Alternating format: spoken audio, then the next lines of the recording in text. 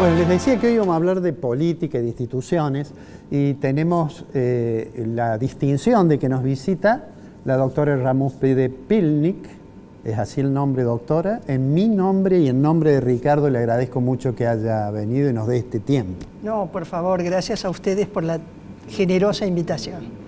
Bueno, la idea de convocarla, bueno, tiene que ver con algo que ha estado en los medios, algo que para muchos fue muy inesperado, y son los incidentes que ocurrieron en Brasil, de ese grupo de personas numeroso que demandaban un golpe de Estado y generaron destrozos en Brasilia y demás.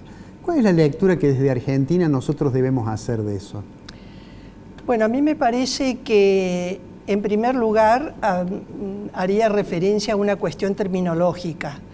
Y una cuestión terminológica utilizada por los mismos referentes políticos y de gobierno de Brasil.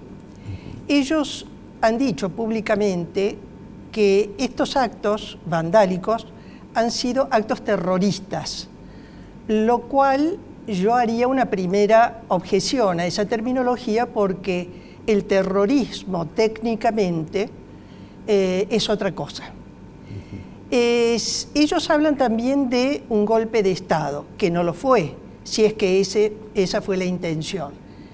Pero a mí me parece que tampoco la intención ha sido un golpe de Estado, por la sencilla razón de que detrás de esa movilización de semejante magnitud debería haber existido una apoyatura con objetivos claros a los efectos de, una vez propiciado o efectivizado lo que se hizo, necesitaba o requería de un paso más, que es la toma del poder.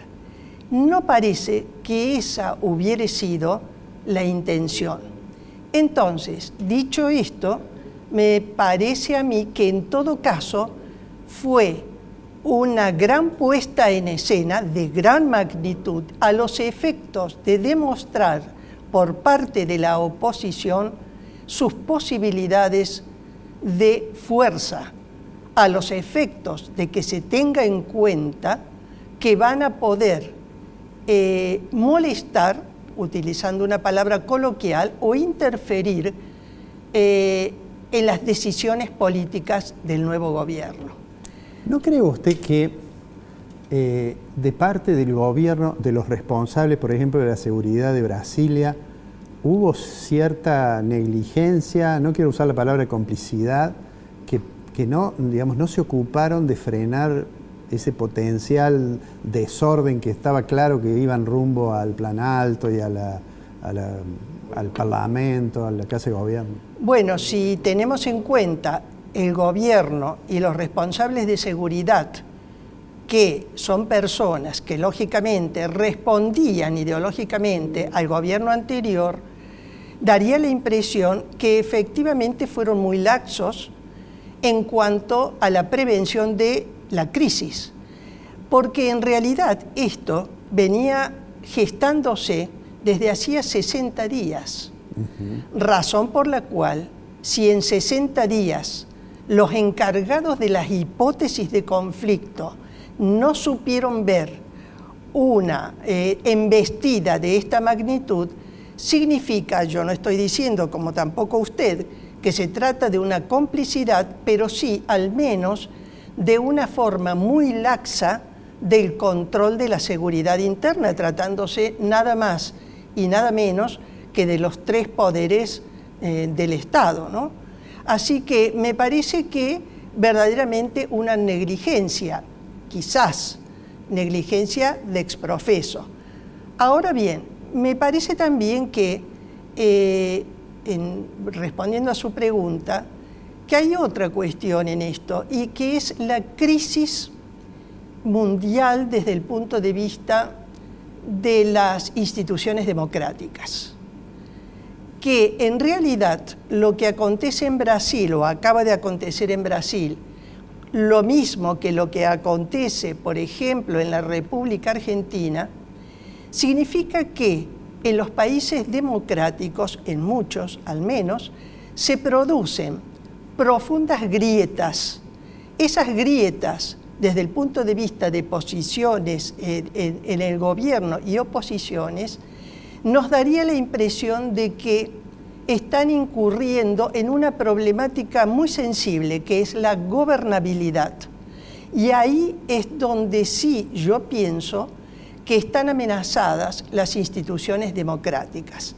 Si, por ejemplo, tomamos el caso de un país que es monárquico, pero es una monarquía constitucional, como es el caso del Reino Unido, y vemos que un joven perteneciente a aquel estamento del Estado, que es el que otorga estabilidad política, en este momento tiene capacidad de desarticular o intentar desarticular esa estabilidad que tiene el gobierno de ese país o de ese conglomerado de unidades políticas, nos da la impresión que hay una crisis aún en sistemas muy estables.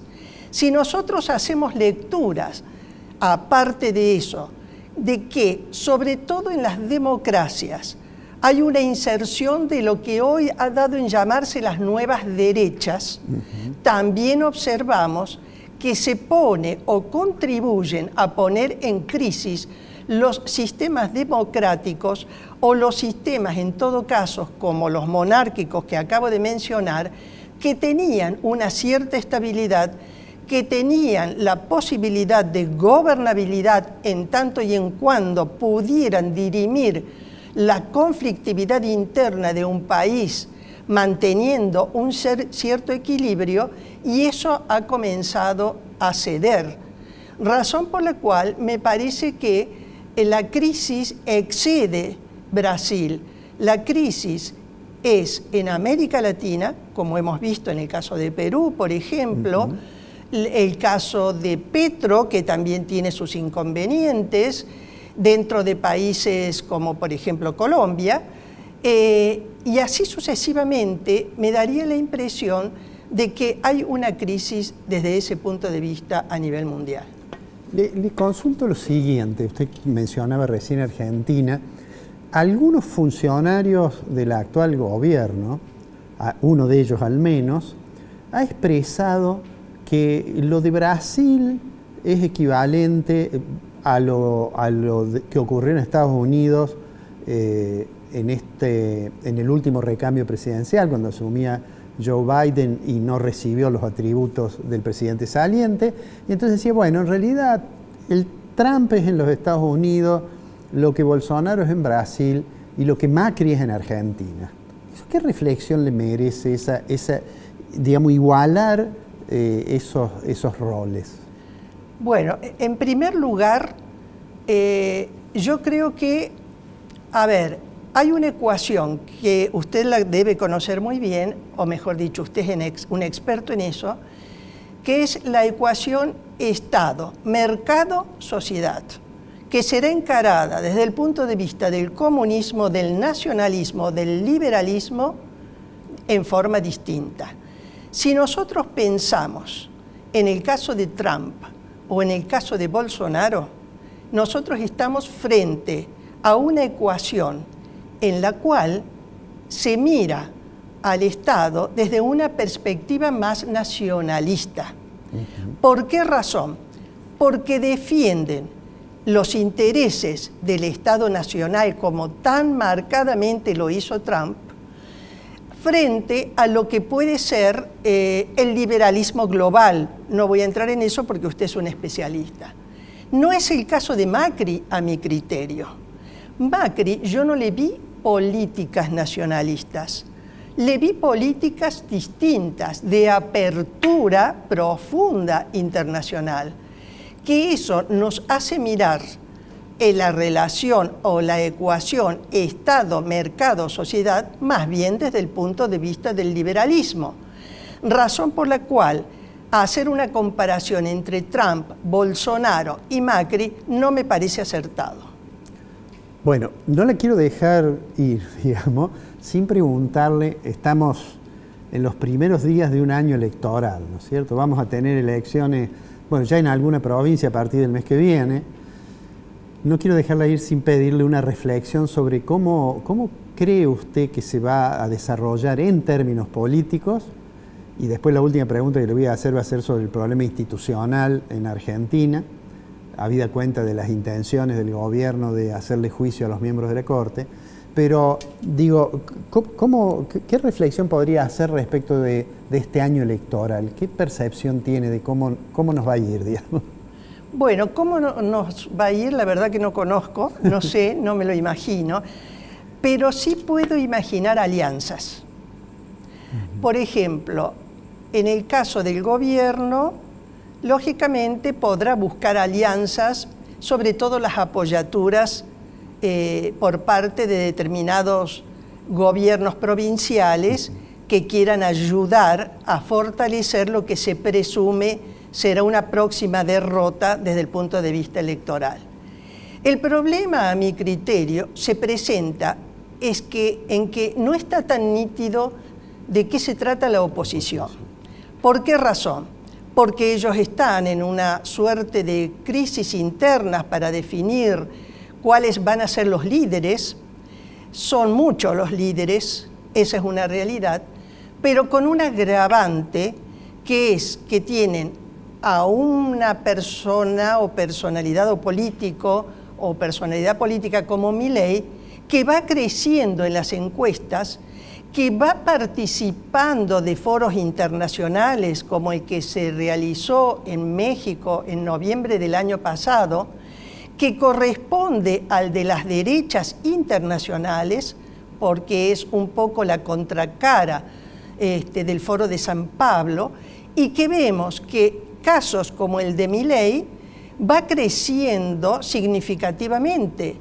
Usted como yo conocemos de qué se trata la juventud de las universidades, y yo observo que las juventudes se sienten fuertemente atraídas por lo que es la propuesta, vamos a decir así, o el discurso de Milei.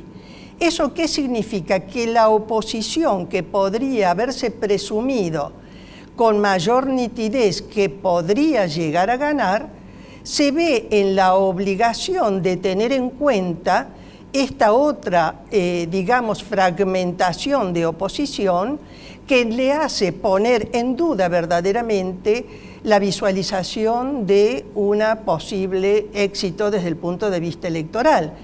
Pero sí también pienso que dentro de lo que es la oposición en la actualidad, fundamentalmente de la coalición cívica, el PRO, el radicalismo, etcétera, me parece que en una segunda vuelta, quien mayores posibilidades tiene de hacer alianza con esa tercera fuerza que sería hasta ahora Milei, es la señora Patricia Bullrich. Si es que la señora Patricia Bullrich finalmente es la candidata de la oposición actual para representar el liderazgo de ese espacio político.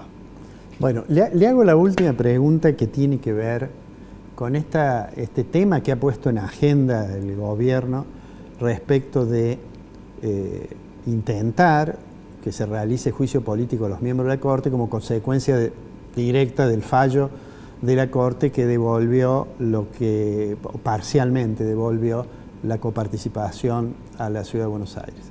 ¿Qué reflexión tiene sobre eso? Porque los que no conocemos, digamos, de derecho político y demás, un poco nos asusta cuando vemos que lo que está planteado, sin lugar a dudas, es un conflicto entre los dos poderes. ¿Qué juicio tiene usted respecto de este tema? Que no hay república si no existe la división de poderes.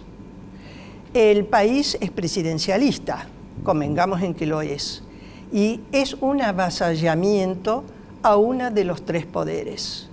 Si no fuese porque se presume de que dentro del Parlamento no hay cantidad suficiente de votos para poder dar continuidad a esa propuesta, podríamos estar pensando que se nos va de las manos la República, porque indudablemente si no hay un equilibrio de poderes y la posibilidad de poner freno a los avasallamientos institucionales, no hay modo de que siga existiendo la República, pero con un agravante fundamental en todo esto, y es la tendencia internacional hacia los sistemas autocráticos. Eso es un componente que atrae fuertemente a determinados gobiernos. Lo acabamos de ver, por ejemplo, en China, con el Congreso Comunista que se ha realizado el año pasado y puso en un tercer periodo en China a Xi Jinping, que representa una de las autocracias más significativas del mundo. Y vemos la autocracia de Rusia como otro ejemplo. Y así sucesivamente, estos dos modelos que acabo de mencionar son referentes para determinados espacios a los efectos de arriesgarse a poner en juego el sistema democrático nacional, porque además hay acuerdos internacionales importantes, porque además hay referencias importantes y porque además, desde el punto de vista de la política internacional, se conocen las injerencias del poder blando, como pueden ser acuerdos comerciales, o del poder duro, como puede ser el favorecer movimientos de protesta fuertemente, como algunos que ocurren en la República Argentina, lo cual nos hace pensar que los modelos de autocracia son un referente en la República Argentina para terminar con el sistema republicano. Bueno, doctora, le agradezco muchísimo que haya estado con nosotros durante este año, que además va a haber mucha actividad política porque tenemos el proceso electoral. Seguramente la vamos a estar molestando varias veces en el año. No, muchísimas gracias. Gracias a usted, doctor. Muy amable por la invitación, y también a Ricardo.